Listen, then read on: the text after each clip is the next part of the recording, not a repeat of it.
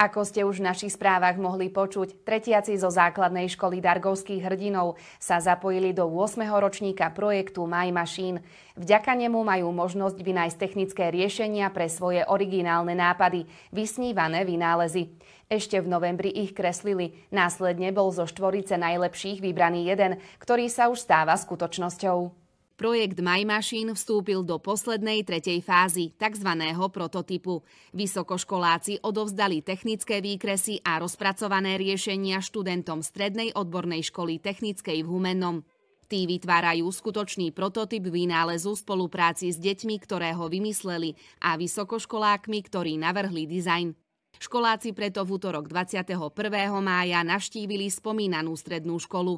Oboznámili sa s tým, ako výroba ich vynálezu pokračuje. Bol navrhnutý takýto kúžeľ, ktorý deti nazvali Kolomko, a tiež si povedali, čo asi by mal ten kúžeľ robiť. Je to kúžeľ, ktorý by nám mal pomáhať, rozprávať a mal by sa z nás tešiť a my z neho, a to je asi tak všetko. Mal by nám nejak pomôcť? A v čom? V upratovaní, alebo v diktátoch, alebo v testoch.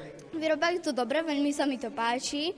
Veľmi ma baví tá technika, čo tu majú. A veľmi by som chcel byť taký inteligentný ako oni, aby som si mohol vyrábať také vlastné stroje, ako majú oni. Chceli, aby ten kúžeľ svietil, pohyboval sa, rozprával. A boli tam ešte také požiadavky, ktoré je ťažko niektoré splniť, aby trebárs chodil za nimi, upratoval, ohlasoval hodiny, zvonenia.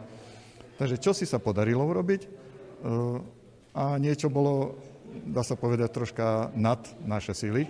Museli sme zapojiť viaceré odbory, čiže na tomto projekte pracujeme jednak odbory mechanik strojov, programátor obrábacích a zváracích strojov, to sú strojárske odbory, a potom mechanik, elektrotechnik, ktorí pracujú na programovaní, aby ten kúžeľ svietil, rozprával a robil to, čo treba. Na zhotovení prototypu sa podieľa štvorica stredoškolákov. Podarilo sa nám zrealizovať tú konštrukciu vlastne, toho celého kúžela, vytlačiť ju. Máme potom aj ten motorček samotný, ktorý poháňa tú konštrukciu. Boli tam menšie problémy, keďže kolesa boli podhustené a vlastne nedokázalo to držať ten celý kužel, keďže nie je to nejaký ľahký kužel, ale už sa to vyriešilo, takže už to finišujeme. Vďaka projektu sa účastníci učia pracovať v tímoch, komunikovať, prezentovať, rešpektovať vzájomne svoje talenty či kriticky myslieť. V My Machine je kladený dôraz na technické smery vzdelávania, vedu, technológiu, inžinierstvo, umenie a matematiku. Je to veľmi dobrá spolupráca, keďže ja keď som bol dieťa, tak som mal tiež takéto tvorivé nápady.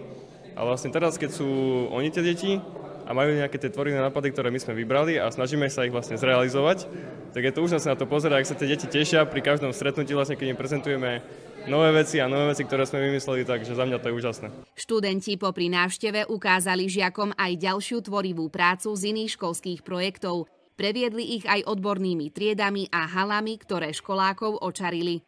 Vyvrcholením projektu je záverečné predstavenie vynálezu na výstave Expo v Košiciach. Uskutoční sa na konci školského roka v júni.